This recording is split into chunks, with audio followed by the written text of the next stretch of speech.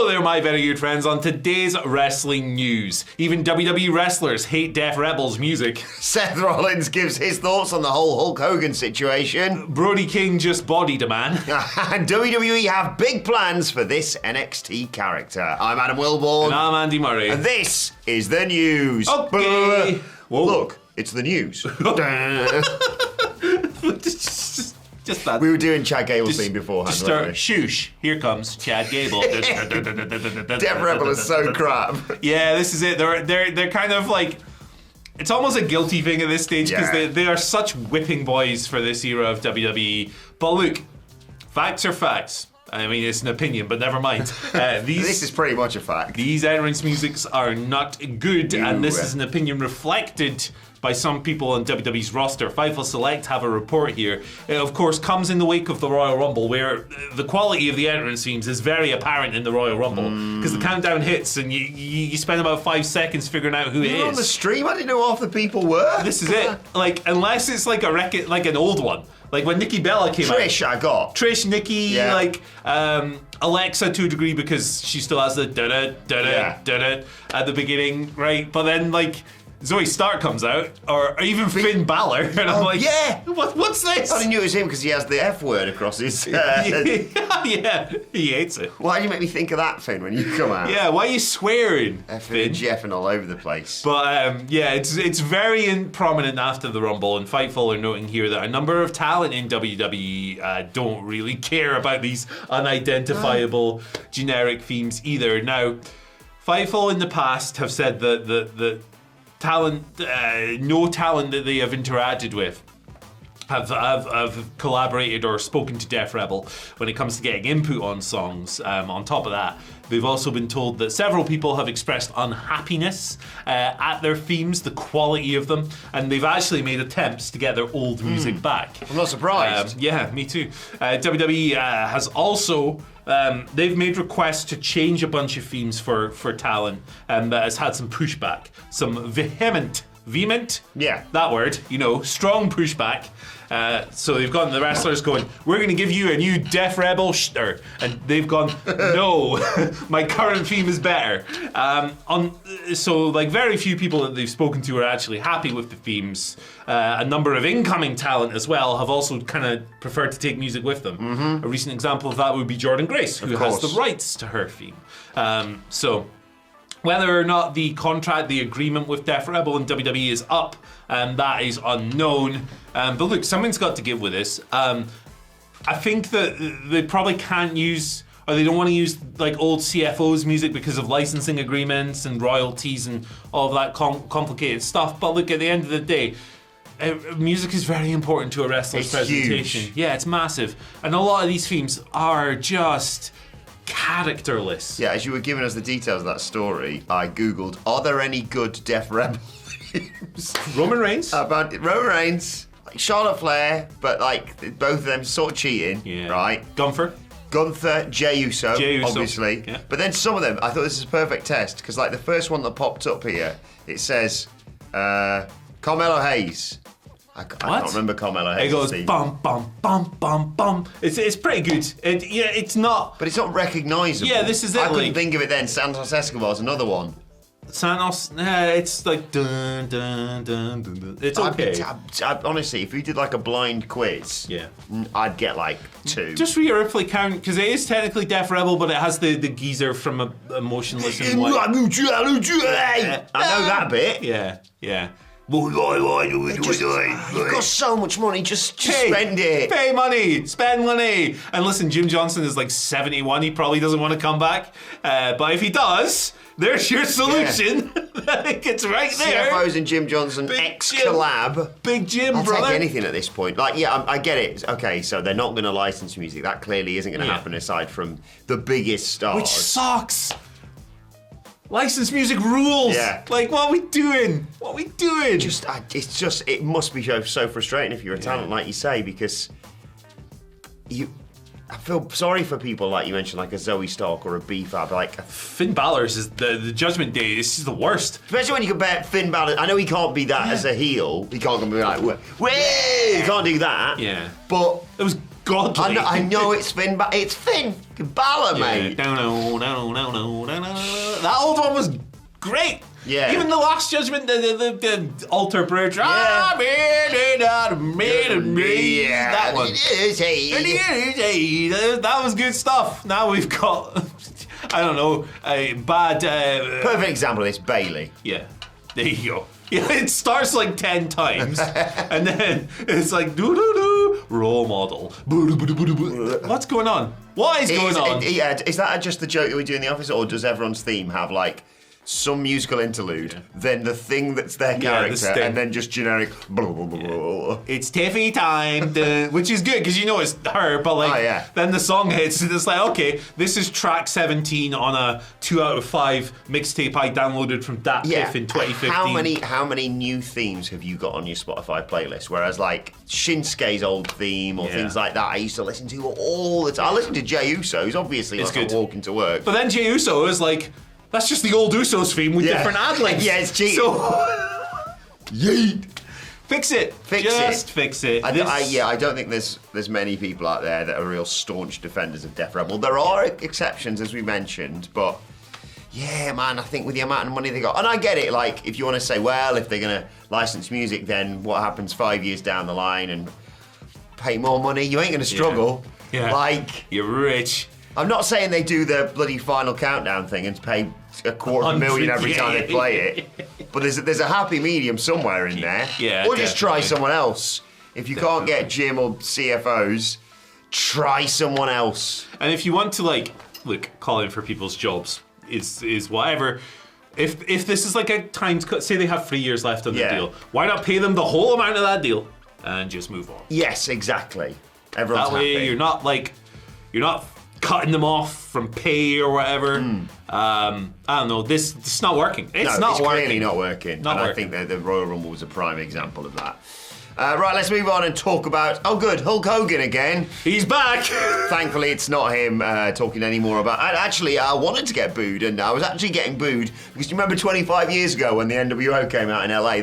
That's the reason people were booing me, not because I'm a daft racist who never apologised. But Seth Rollins has given his thoughts on this whole situation on Good Morning Football. Of course, it's the Super Bowl this weekend. Superb owl. I cannot wait for the Philadelphia Beagles to smoke the Kansas City Dorothies. You remember the teams? Let's go. I know the teams, brother. I apologise in advance for how I'm going to be on Monday morning because I 100% am staying up for the Super Bowl. It's I don't watch a lot of American football live, but it's just such an occasion. And I want to see that halftime show, baby. Who's it? Oh, gosh. It's Kendrick. Kendrick. People are going to get called nonsense left, right, and centre. It's a bad week to be Drake. Real bad week. Yeah. Anyway. Who the heels? Are the Chiefs the heels? I think... I don't really know exactly. The general consensus appears to be they're both heels. Oh, okay. I think most people, push came to shove, if asked, would want the Eagles to win because... A, Taylor Swift losing, funny, and B, the Chiefs are going for a three-peat, and you know what? Don't want anyone to make history. Yeah. So also, I'm going the Eagles because we were there. Been there. Yeah, and the green is nice. Yeah. And also, it's a nice city. Yeah. Not saying Kansas City isn't, never been. We've never been, no. I like Philly. It's good. Up the Beagles. Let's go. Let's hope for a good game or something. Anyway, he was there talking about football, and they were like, what do you reckon about Hulk Hogan? And he said, I'm all for people getting what they deserve. Nice work, Colby. That's how I feel about Hulk Hogan getting booed. If you're getting booed by the masses, there's a reason for it. So I don't know if Hulk fully understands the scope, but people get what they deserve. Stick the booting again. I'm happy to see it. I love to see it. Look, I said this before about the Hulkster. He's the guy that got me into this industry as far as love for professional wrestling. So I'll never take that away from him. What he's done for this business, I'll never take that away. But I do think there's some responsibility that he needs to own up to that he hasn't yet. Maybe when he finally figures that out, we might be able to move forward with our fans. We'll see.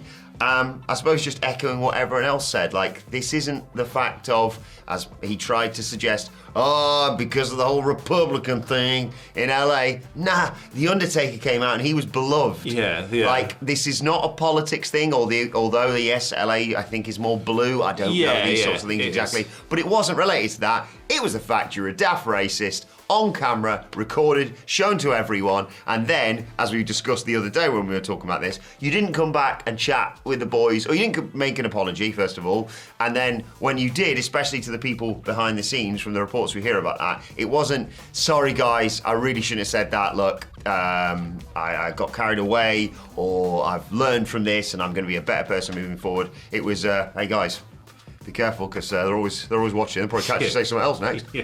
Yeah. Don't say it. Don't say it. Yeah. Don't say it. I mean, like, it's a whole thing. I think I do not disagree with a single word that Seth Rollins has said there. I feel like if the tape leaked in 2015. He was being recorded. 10 years. Yeah, 10 years exactly. He was recorded without his knowledge, but yeah, just don't use those words if you're not a racist guy, man. It's pretty straightforward.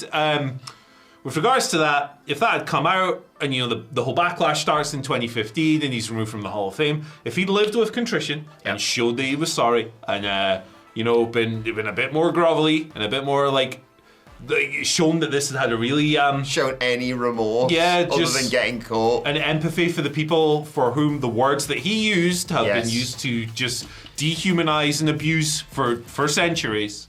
If he'd shown that contrition, I think he'd be in a much better place when it comes to crowd reactions than he is now and public perception. But he has not consistently shown that, so we got the reaction. His whole shockingly, this keeps happening. Tyson Neal's here. Pirates, what's he bloody like? He's dressed as a pirate. Look, I have very much enjoyed Hogan backpedaling through all of this. I've enjoyed him going, his PR team leaking that story when it was like, actually, it's a good thing. Yeah. And then on Pat McAfee's like, yeah, you know what, brother? It's because I was a heel in the NWO, brother. And it's like, and Pat McAfee, to his credit, it's like, there's probably some other things there, Patrick. Terry, sorry. Yes. But Patrick Hogan, GUS. But yeah. But he said we've all slipped and fell before as a response to that. No. Yeah, brother, just, I don't know. Look, stuff's funny. Like at the end of the day, Hulk Hogan is him getting eaten is funny. Yeah, because he's never showed true contrition. It was the highlight of the Raw on Netflix show. Let's be perfectly honest. But in relation to this story, Andy, Seth says people get what they deserve, and I agree with that. And you know what you deserve? Tickets to our world tour, which are available right now, whatculture.com/tickets. We are going all over the UK and then popping over to Las Vegas. As you can see, Manchester, Belfast, Glasgow, London at the end of March, piggybacking obviously off the WWE tour. But if you're thinking, oh God, I can't choose between the two of them, don't worry. If you come to our show, you will have plenty of time to still make it over to the WWE show that evening. And afterwards, why not pop back and come to Sweet Chin Disco with me and Mark Henry. And then in Las Vegas at the HyperX Arena. Yep, I can't believe we booked it either. Friday night, join us for that. We're going to be doing a live watch-along for SmackDown. Then we're going to be doing a live ups and downs with Simon Miller, podcast stuff, live show stuff, all that good stuff. For all of those tickets, whatculture.com/tickets. They're available now. Let's go. All right, let's talk about Brody King. Let's talk about Nazis. Yeah, well, kind of. The guy he's talking about. So this was like a week ago, but for some reason it's doing the rounds again. Because Brody King's the best. It's just funny. So hold him here because we... There he is. Hang on, this guy when he was in UFC came out and held a Bible like this. Yeah, hold him like that. There you go. Yeah, I'm a bit out of the loop on UFC, but I have seen that. And yeah. So what's this geezer's name? Bryce Mitchell. Yes. He did a podcast. It was I think the first episode of his podcast. Oh wow! Last week, where he said, the worst person who ever lived was a good guy. Yeah. You go fishing with him, I think was the terminology.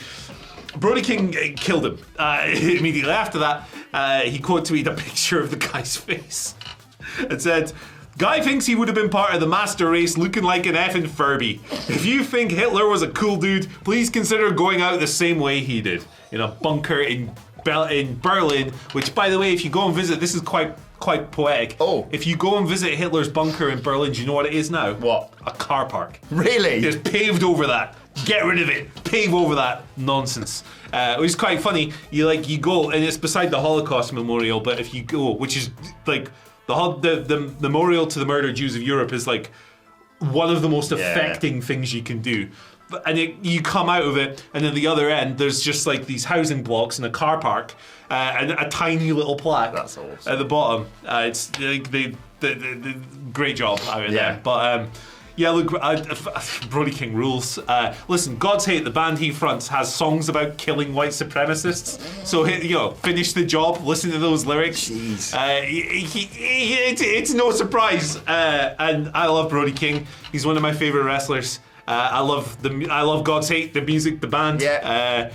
I'm a fan of the whole movement. So, funny. Yeah. I'm a fan of the UFC. I'm a fan of characters in the UFC. Your Sugar Shawns, your, I don't know, Chael Sonnen back in the day, for example. But not like this. Yeah. Even Dana White was like, he said, what now? Yeah. They've got some extreme people, and obviously Dana White has his political connections, but we're not going to get into that. Yeah, he's not out here espousing Hitler, is he? Like, Bryce Mitchell, for a long time, has been out there with regards to stunts that he does, but this is obviously far too far. It's preposterous. It's ridiculous. And I saw the apology that he posted, which was clearly written by like a PR department. They were like, right, put this out. And then it was a picture with some text on it that was his like official apology. And then his thing that went along with it that looked like a text that I'd send when I was like 13. It was like, how are you for, just dumb. How are people so dumb? I don't like this stuff getting normalised, obviously, either. It's nuts. It's nuts. Is this the guy? What did he do? Did he like put a chainsaw through his scrotum or something? Did he? Or a drill or something like that? I'm sure like Fightful posted something, obviously, when he made those silly comments. But yeah, he like drilled his scrotum and he had to unscrew Hang on, it. yeah, just say yeah, you're right. It's in autofill. Bryce Mitchell drill. Power drill accident. This is the level of brain power we're dealing with here, and Jesus. So I was going to train today, but I ripped my nutsack in half. I was holding the board over my head with a drill in my pants, and the drill went off and tangled my nuts up in it. I dropped the board and reversed the drill and untangled my nutsack, but it was ripped in half. Maybe wear a cup in the future, I guess. Yeah. Probably a good sign for the future, at least that. Jesus. Right, let's what are we doing? Move quickly along to NXT, because WWE have got some big plans for one of the big characters on that show. Big star. I'm talking about Ava. She hasn't got the surname. She's The Rock's daughter, general manager of NXT. And according to WrestleVotes Radio, there are plans for NXT GM Ava to be more prominently featured on television. The idea is to have her merchandise and character be more connected to her father, The Rock, and to play off his final boss persona. Of course, The Rock showed up in NXT recently and said, hey, I'm the final boss, unless she's around. Oh. And then she's been very sort of, this is my rule around here. Here's what I say goes. You, Femi Trick Williams, you'll abide by what I bloody say.